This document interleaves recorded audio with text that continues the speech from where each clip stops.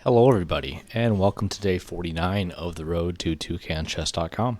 Today we're sitting at our peak of 1889, so we're going to jump on right into our 10-minute game for the day. And it looks like we get an 1884 out of Palestine. And they're going to start with e4, so we're going to start with c6, the Caro-Kann, and really kind of leave it up to our opponent which direction we go. So they go d4, we're going to go d5. And in this position, they play knight to d2. Now, recently what I've been playing is I've been playing d captures e, and actually knight to d7 to set up the Karpov variation. Now in this position, you actually can't go for the Karpov variation, which is this knight to f6, because of knight to d6 checkmate. So in this case, instead, what we're going to do is we're going to play knight d to f6, and this no longer works because we take back with the queen. We offer that trade of pieces. Our opponent brings the bishop out. So we're going to take the knight in the middle of the board. The queen's going to come in, and we'll play knight to f6, gaining a tempo, asking the queen where it wants to go.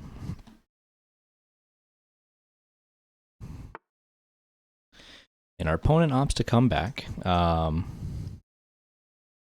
in this position, I don't know what the best move is. The ones that kind of inclined to me already is to bring the bishop out, maybe to g4. Because the bishop isn't going to have any prospects on this side of the pawn chain, or this side of the board, I should say. So let's play. Is there any tactics I'm missing? I don't think so. So let's play bishop to g4, kind of eyeing the empty space. Our opponent pushes us, so we're going to go back to h5, and if they push again, we gain a tempo on the queen. We may actually just go ahead and play bishop to... See, I don't love that. I want to keep the bishops on the board. So let's play bishop to g6. Tempoing the queen. Here we could play knight into the position. And the only way that you can continue to protect the pawn is going back to d8, which is the starting square.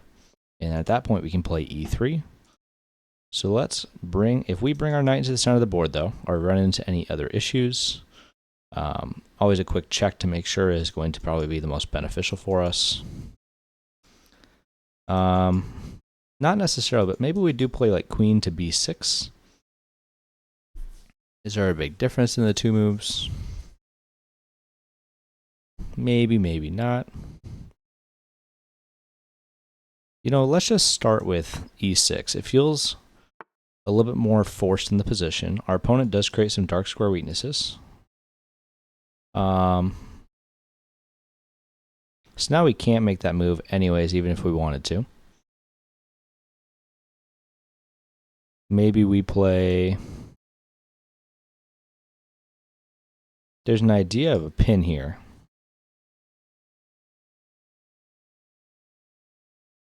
If you see what I'm seeing, I'm talking about this pin right here.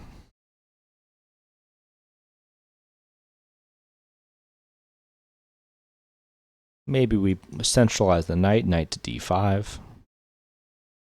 Temporarily disconnecting here.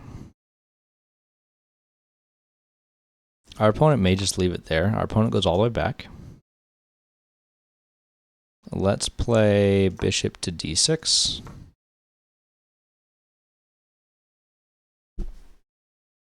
Just offering to trade the bishops off. Our opponent does now have castles as an option.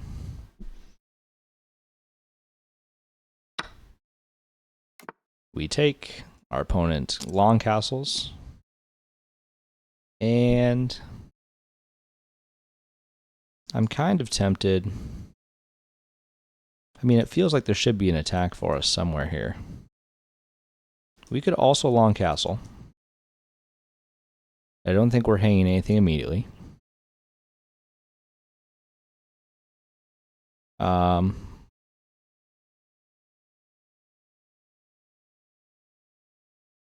The only issue is we did push our c pawn, which does make us a little bit weak. If we play knight to b4, we're threatening here. And we're threatening here. And that looks like it wins material. Knight to b4, bishop up. Bishop takes, queen takes, check. Or sorry, pawn takes, check. So let's play knight to b4. And I did have to resist saying a before what joke, but I won't spare you guys the expense on that one.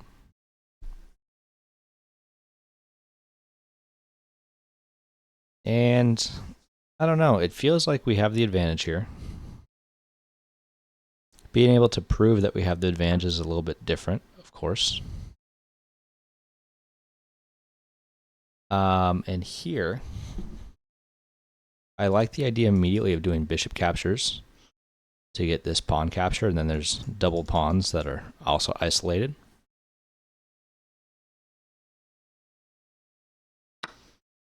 And I think that results in us just picking up this piece anyways. We pick up the pawn. Then A3.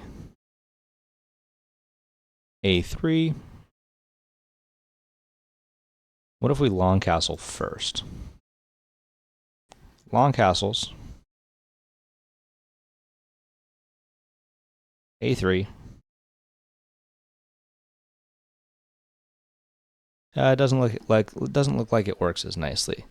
And if we do take here, they have knight to E2 with a tempo.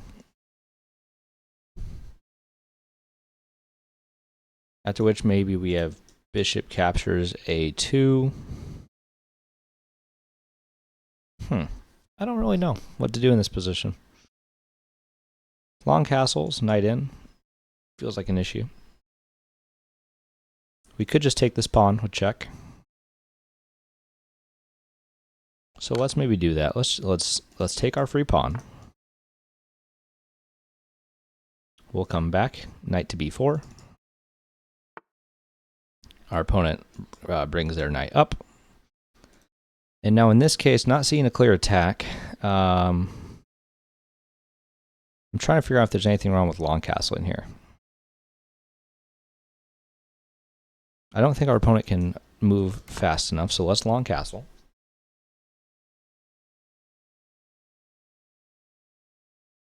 I do have to be super careful because this knight is kind of loose in the position. Our opponent brings their rook over.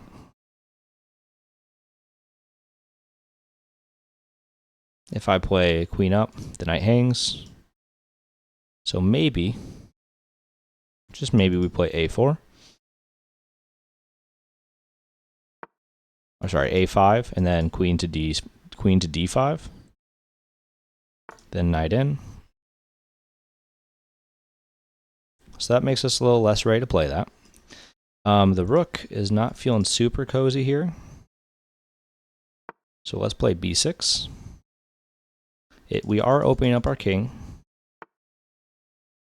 But I'm not super mad at it in this position.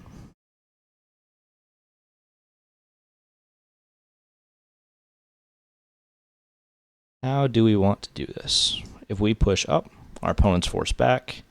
They could go back to this square here. We could just play knight back.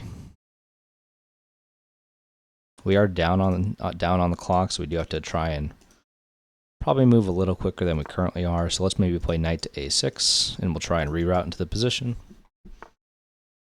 Our opponent comes up. Fair enough. If we push, then we have takes. We have maybe knight takes.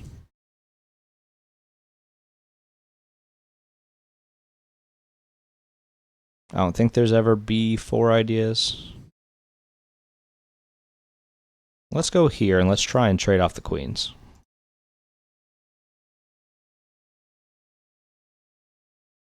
We'll try and take some of the gusto out of the position.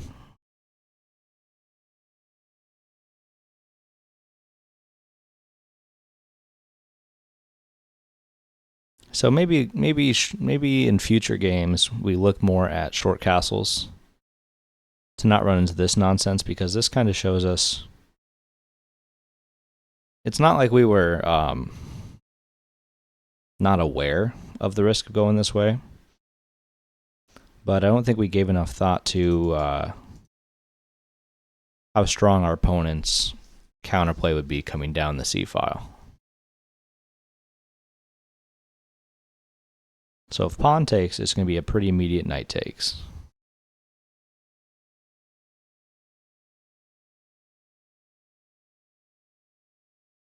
In just a matter of really seeing what our opponent wants to do here. How they want to attack us. I do still feel like we're in the driver's seat in this position, but our opponent is posing a lot of questions about how we defend ourselves.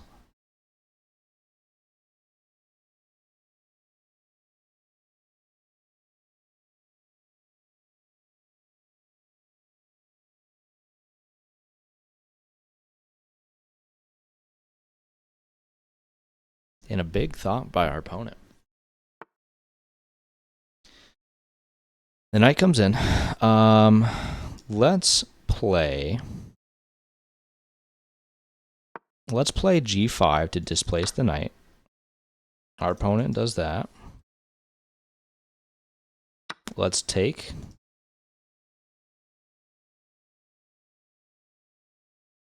I'm hitting your knight still.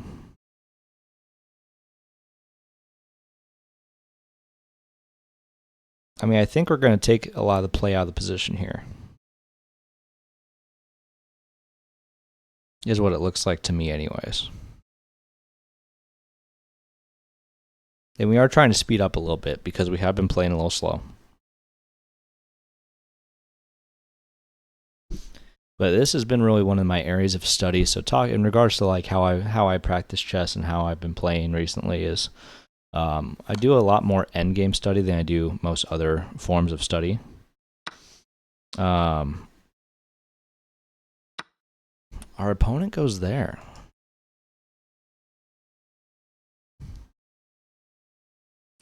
If I take the knight, our opponent can take with the rook. We can run up. Our opponent can take with the, is there a check?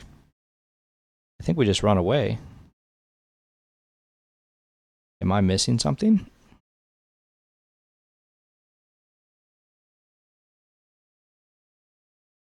I mean, I'm going to take off the knight, go into this endgame.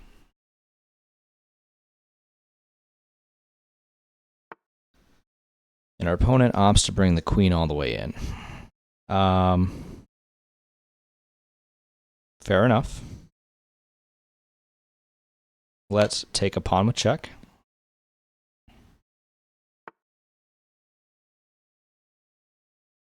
Our opponent comes back.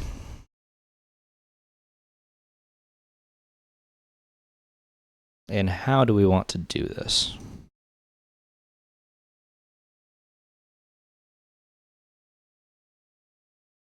What if we bring this up? Let's play c4.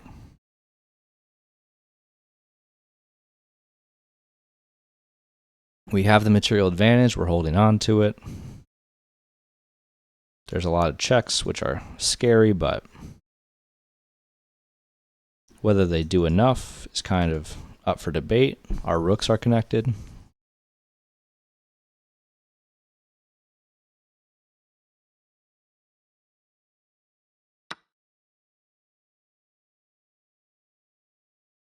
Our opponent takes a pawn with check, or takes a pawn.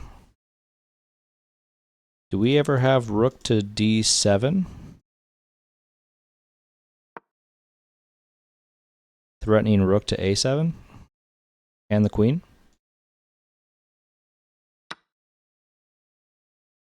Mm-hmm.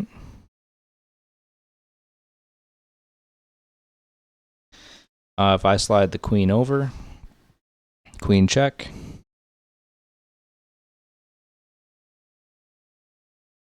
I could slide the king this way.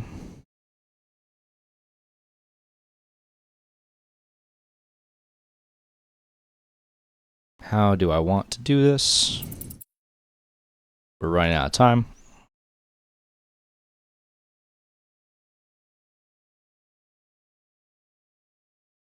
Let's play rook, king to b8.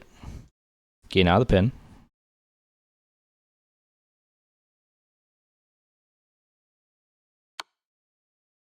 Okay, our opponent goes up.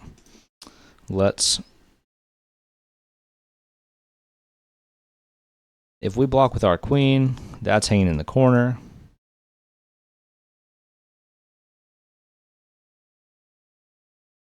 Oh, is that hanging anyways? That's not good. All right, fair enough. King to b7.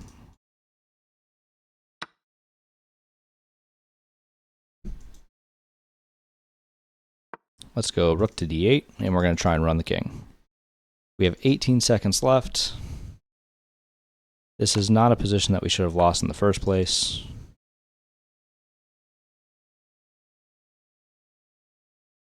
But it is the unfortunate realities of playing chess. King to c5.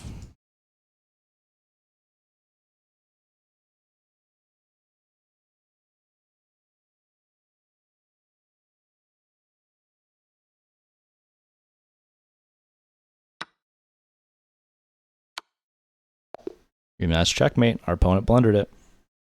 So, I mean, we had a dominant position. We gave way too much counterplay. But ultimately, we kept our pressure on and we managed to get a win, and we're up to 1897. So we're one game off of 1900. So let's look at the game review.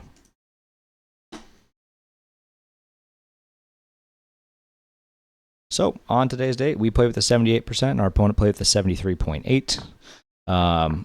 We got into this position here where our opponent went for the trappy variation of the Karpov. So we played knight d to f6, bishop f4. And what I was talking about here is if you continue with your normal Karpov variation, you can immediately get checkmated on move 6.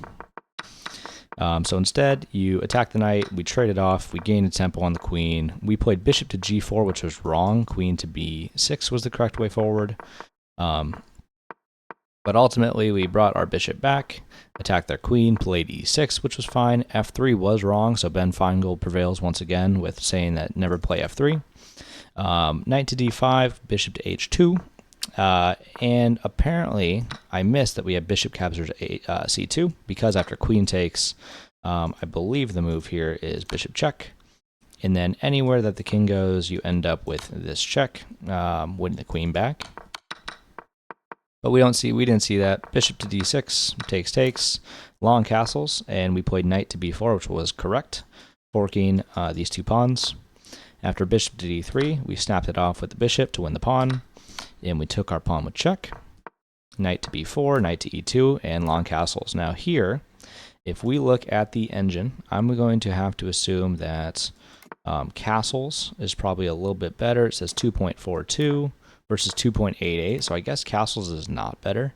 But going into long castles and then having all this pressure down the c-file was not particularly fun to deal with. But rook c1, a5 was correct, rook c5, b6, rook c4, and knight a6. We could have just defended with rook to d7, and after they double, then we play a move like rook to c7, which then defends our pawn. However, we played c5, which immediately loses our advantage. Apparently, the knight needed to come into the position, which I think is quite hard to play as a human because it blocks the coordination of your rooks. But instead, our opponent plays knight f4. We miss with g5. We needed to get out of the pin playing king to b7, which we looked at ideas of king to b7, whether I said it out loud or not. But I thought that after pawn takes, knight takes, one of my moves is going to end up being king to b7, just getting out of the way.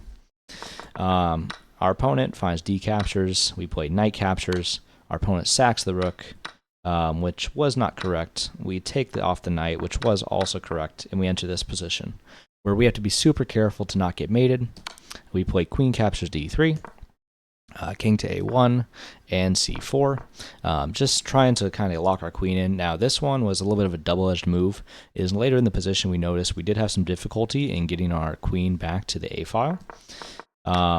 We hung that pawn, we played rook to d7, which was correct, queen captures e6, and we took a really, really long time on this move, 30 minutes in time pressure, which you just can't do by playing king to b8. Apparently, king to b7 was best, after which your opponent can try and trade off and go into the two rooks down endgame.